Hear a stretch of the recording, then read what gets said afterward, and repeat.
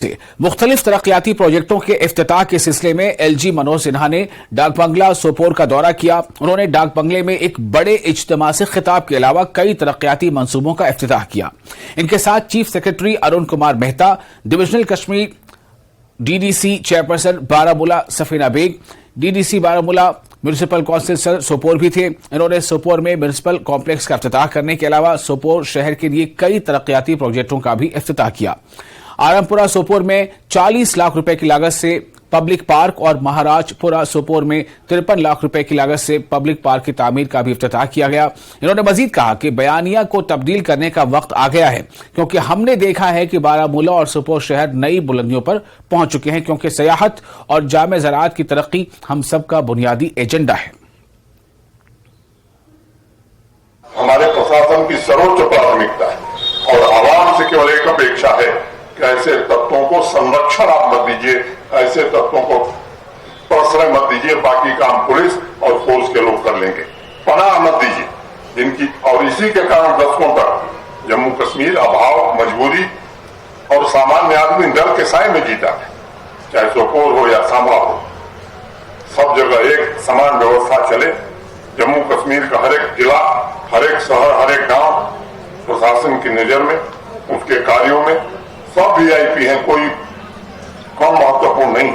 आज अगर पूरी कश्मीर घाटी के मेरे भाई बहन मर्जी से जी रहे हैं तो उसके पीछे सबसे बड़ी वजह है कि तरक्की की आकांक्षा ने गरीब के घर में जन्म लेना शुरू कर दिया और अवाम ने एक स्वर से कॉन्फ्लिक्ट प्रोसिड्यूर्स के खिलाफ आवाज उठाने का मन बना लिया।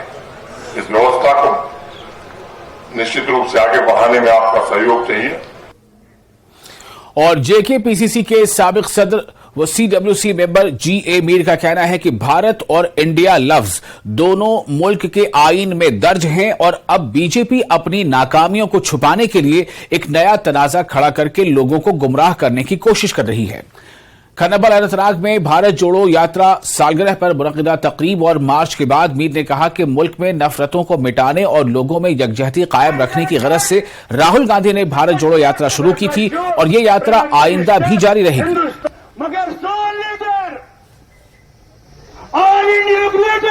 ये तो उनकी डिफीट साफ दिखाई दे रही है। जब वो अपना कुछ 9 साल के बाद भी कोई अच्छा रिपोर्ट कार्ड दे नहीं पा रहे हैं, लोग उसको एंडोर्स कर नहीं रहे हैं, नौजवान उसको एंडोर्स नहीं कर रहे हैं, गरीब लोग उसको एंडोर्स नहीं कर रहे हैं, तो ऐसे में अटेंशन डाइवर्ट के लिए, वरना हमारे लिए भारत हो या इंडिया हो, ये दोनों वर्ड्स हमारे भारतीय कॉन्स्टिट्यूशन में लिखी हुई है। अब हिंदी में हम लोग ज्यादातर भारतीय कहते हैं और अंग्रेजी में उसको इंडिया कहते हैं। ये कोई हिंदुस्तान के 140 करोड़ लोगों के लिए कोई इशू ही नहीं है, जिसको वो इशू बना करके जैसे कोई नई चीज पैदा कर रहा है।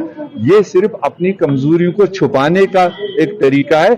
इससे देश में कोई फर्क नहीं पड़ता है। दोनों लफ्ज हमारे कॉन्स्टिट्यूशन के हैं। दोनों लफ्जों को कांग्रेस ने पहले ही ये दोनों लफ्ज इस्तेमाल किए। जो हमने स्लोगन दिया है, जुड़ेगा भारत मगर जीतेगा इंडिया, कि देश में एक अच्छा वातावरण पैदा करने के लिए, हिंदू मुस्लिम भाईचारे को जोड़ने के लिए जो एक आवाज लेकर राहुल गांधी जी चले और श्रीनगर आते आते 5 महीने में 4080 किलोमीटर तय किया और उससे देश में एक अपने आप एक चेंज आई।